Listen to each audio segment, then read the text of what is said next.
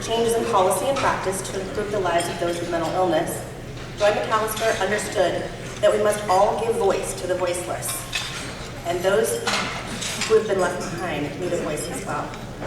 This award is given to an individual who embodies that same spirit, dedication, and leadership. And it is my true honor to invite Mr. Robert Bryan up on stage at this time.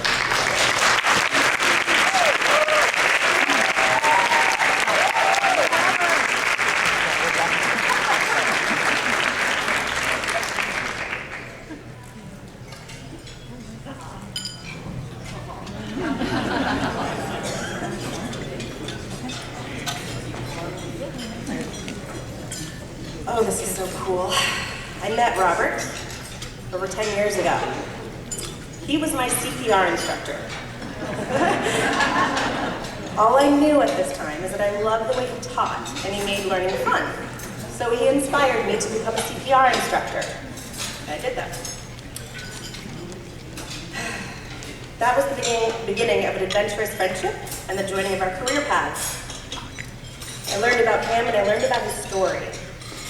I'm here today to share a glimpse of that story with you and to share with you why Robert is an inspiration and a beacon of hope for others who struggle. You see, Robert's father died when his mother was pregnant. As a toddler in Canada, his mother brought him to a babysitter's home and never returned to pick him up. That babysitter was a very sick woman who raised him as the family slave. He was neglected, he was abused physically, mentally, sexually. Years later, as a teen, Robert ran away from home and was placed in the foster care system with a loving family for a few years. Soon after, Robert tried running from his past using sex, drugs, and alcohol to escape from the pain. He's been an addict for over 30 years. His addiction has been accompanied by emotional and social struggles, job losses, legal challenges, homelessness, and acquiring HIV. Through it all, though, Robert has persevered. The only reason I'm sharing some of the gruesome details of his history with you is so that you can hear how powerful the story of hope and recovery Robert is. Let me start by sharing with you that today Robert has 6 years and 4 months clean and sober.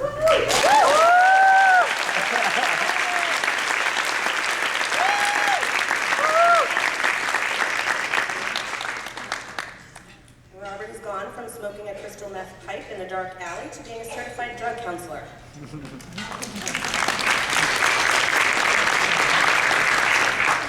Robert has gone from sleeping on the streets to serving on the board of directors for a homeless agency in San Diego. He has gone from being unemployed and in financial ruin to currently qualifying to buy a home. Robert's gone from being hungry to preparing and sharing meals and freshly baked treats to those in need, and you all know what I'm talking about.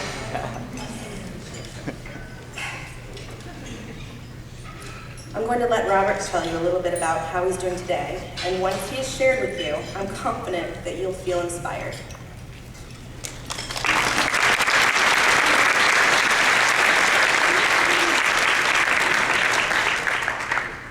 Thank you, Sarah, and to the committee. I know many of you, and I know the important work that you guys do on the committee and the contribution you make to our community. So it's an honor to get this award from you personally and from these folks here.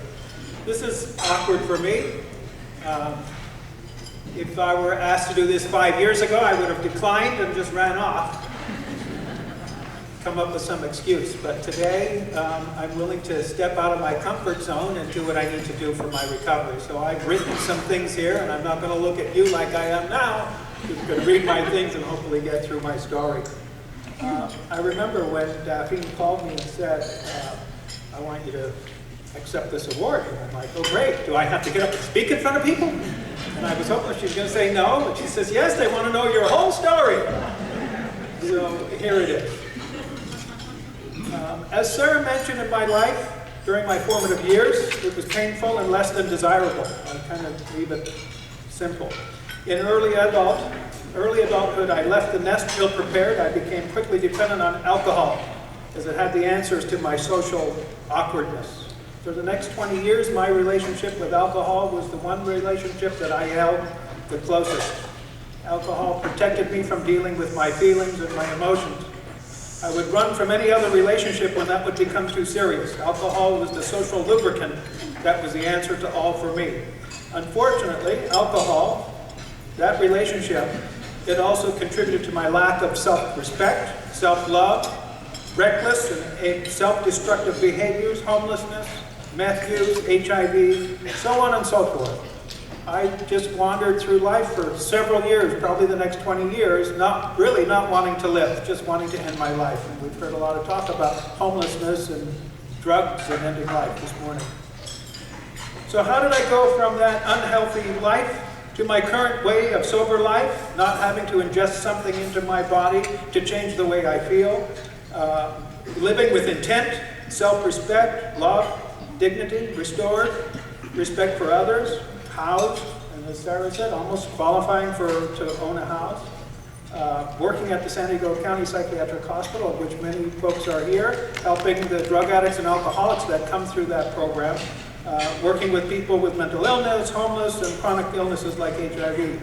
How did a shy, timid, emotionally bruised fella that ran from responsibility to an outgoing, how did I go to an outgoing member of society serving on several committees and so on and so forth?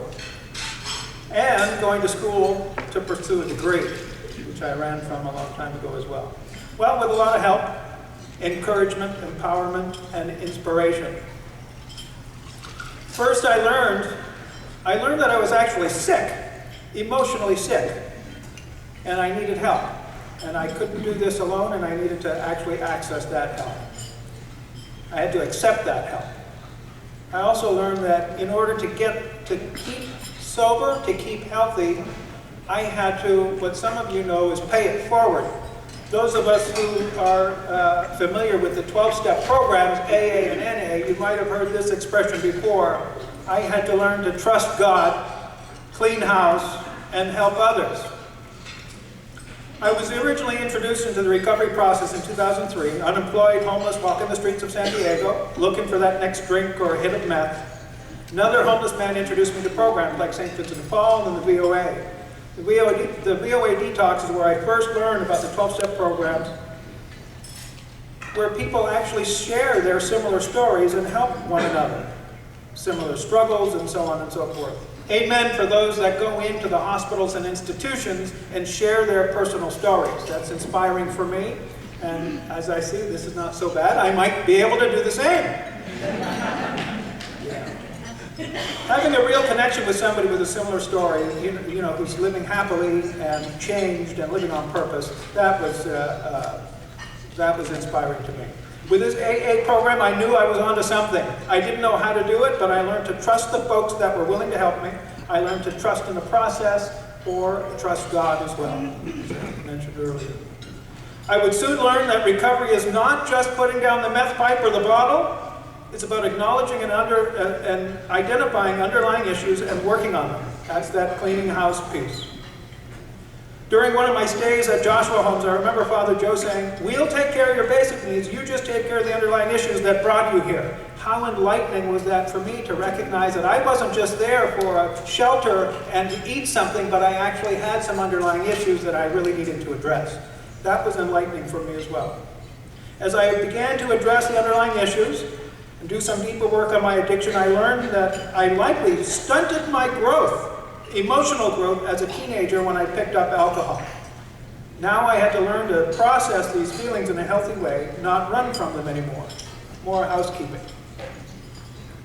After successfully completing Joshua Homes and the Stepping Stone program, I would relapse a couple of years later. I remember that painful, humiliating walk across town, dirty, holes in my shoes, pain in my feet, with the little bag behind me, walking across Balboa Park and showing up at St. Vincent de Paul again. Sherry Sellers was at the desk, and I expected a scolding for coming back limping and asking for help again. That's not what happened. As I came to the front desk, I could see the compassion in Sherry's eyes as she opened her arms and hugged me. That was another enlightening experience for me to recognize that even though I'd fallen down, they were there to welcome me back. Compassion and dignity.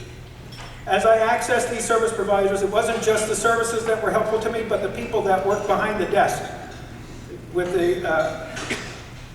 They taught me to evaluate my own self-respect, inspired me to take an honest look at how I treat others, and inspired me to serve others. Later on, I began to work as a homeless outreach worker with the Friend to Friend program with Sarah and several of the folks back there. Woo! Woo! Friend to Friend! As I watched Sarah and Linda, who is gone to glory right now, amen, interacting with the clients that were not at their best. Some of these folks would smell bad and look bad, and they just weren't at their best. But watching Sarah treat them with respect and dignity and have endless patience and grace, they weren't just serving the clients, they were serving me in my own personal recovery, recognizing how I needed to treat other people, taking that personal inventory, cleaning house again. Today, as I continue to chase my recovery 6 years sober, I consider the foundation of my recovery to be an accumulation of bricks that have been placed by many, many people over the years. Several are in this room right now. 12-step sponsors, my colleagues, friends, and family have been instrumental in my recovery, encouraging me to continue to work on myself and challenging me to be of service. The 12-step programs are all about service. We say we can only keep what we have by giving it away. Almost ready to wrap up. One of the key components of my recovery is volunteering. 6 years ago, I discovered I had a new talent in baking cupcakes. Cupcakes and pastries. I actually bake treats for the entire staff at the psychiatric hospital as they're sitting there. I do that several times per week. I jokingly share, 6 years ago I put down the meth pipe and picked up the oven mitts. Some folks think I'm a little excessive with my baking and sharing. One of my dear, dear supportive coworkers who I love to death, Julie, is sitting in the back corner there. She stated it so well. She said, "I get it, it's your ministry." That's exactly how I look at that. I also bake on a weekly basis for the staff at the San Diego Symphony. I have had the opportunity to volunteer with the San Diego Symphony on a weekly basis for the past 8 years. That structured volunteer commitment and mentorship from my symphony boss, George, has been very helpful in my recovery. Thank you, George. George is here today with his wife, who is also supportive of me, Jeanette. Jeanette taught me to have innocent fun, introduced me to things like Disneyland and Knott's, and every one of those parks down here in Southern California that we seem to tour. I never took advantage when I was getting loaded.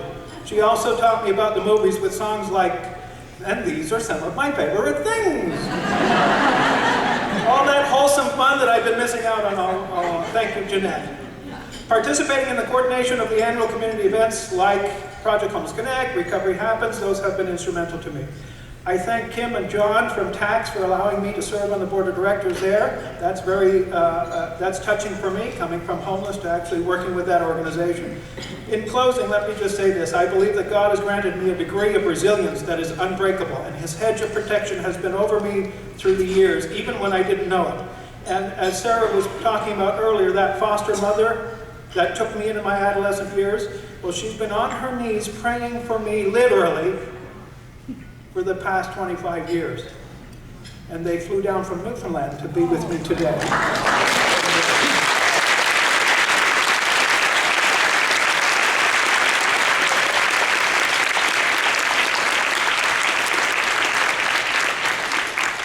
My recovery is a journey that is possible if I continue to trust God, clean house, and help others. Let me wrap it up by saying thank you to all that have contributed to my recovery. I can promise you I am paying it forward.